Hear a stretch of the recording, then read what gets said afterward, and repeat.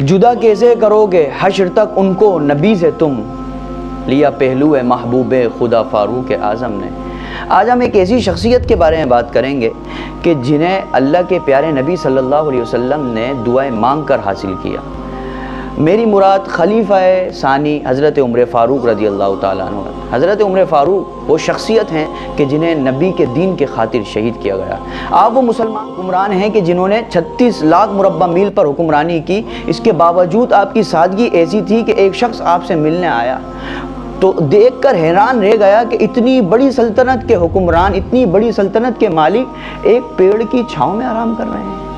آپ اللہ تعالیٰ سے بہت ڈرتے تھے اور اللہ تعالیٰ پر بہت توکل کیا کرتے تھے۔ ایک مرتبہ فرمانے لگے کہ اگر کہا جائے کہ تمام لوگوں کو جنت میں داخل کر دیا جائے گا اور صرف ایک ہوگا کہ جسے جہنم میں داخل کیا جائے گا، تو فرمایا یہ گمان کروں گا کہ وہ عمر ہوگا کہ جسے جہنم میں داخل کیا جائے گا۔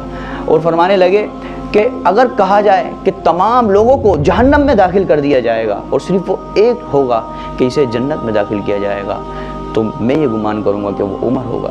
یہ تھا اللہ تعالیٰ پر توکل اور یہ تھا اللہ تعالیٰ کا خوف۔